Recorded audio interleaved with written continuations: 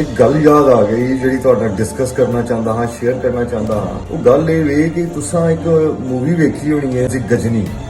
ਉਹਦੇ ਵਿੱਚ ਜਿਹੜਾ ਹੀਰੋ ਹੁੰਦਾ ਨਾ, ਜਿਹੜਾ ਕਰੈਕਟਰ ਹੁੰਦਾ, ਉਹਦੀ ਯਾਦਦਾਸ਼ਤ ਬੜੀ ਘੱਟ ਹੁੰਦੀ ਹੈ। ਮਤਲਬ ਕਿ ਉਹ ਹਰ ਥੋੜੀ ਦੇਰ ਬਾਅਦ ਕੁਛ ਨਾ ਕੁਛ ਭੁੱਲ ਜਾਂਦਾ।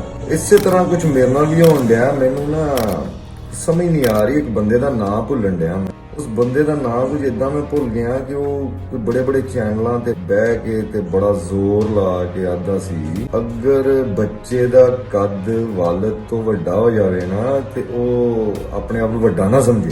ਜਿਹੜਾ ਪਿਓ ਹੈ ਨਾ, ਪਿਓ ਮਤਲਬ ਜਿਹੜਾ ਵਾਲਦ ਹੈ, ਉਹ ਵਾਲਦ ਹੀ ਰਹਿੰਦਾ। ਫਿਰ ਉਹ ਇਹ ਵੀ ਕਹਿੰਦਾ ਹੈ ਕਿ ਭਾਈ ਅਗਰ ਮੈਨੂੰ ਵੋਟ ਪਿਆ ਜਾਂ ਮੈਂ ਪਾਰਲੀਮਾਨ ਵਿੱਚ ਆ ਗਿਆ ਤੇ ਇਹਦਾ ਇਹ ਮਤਲਬ ਨਹੀਂ ਹੈ ਕਿ ਮੈਂ ਹਜ਼ਾਰਾਂ ਲੱਖਾਂ ਵੋਟ ਲੈ ਗਿਆ ਤੇ ਕੋਈ ਮੇਰਾ ਕਮਾਲ ਹੈ ਜਾਂ ਮੈਂ ਕੋਈ ਲੀਡਰ ਬਣ ਗਿਆ। ਇਹ ਵੋਟ ਮੈਨੂੰ ਕੋਨਾ ਜੇ ਪਿਆ, ਇਹ ਵੋਟ ਪਿਆ ਹੋਏ ਖਾਨ ਨੂੰ, ਇਹ ਵੋਟ ਪਿਆ ਹੋਏ ਉਹਦੇ ਝੰਡੇ ਨੂੰ, ਉਹਦੀ ਸ਼ਕਲ ਨੂੰ।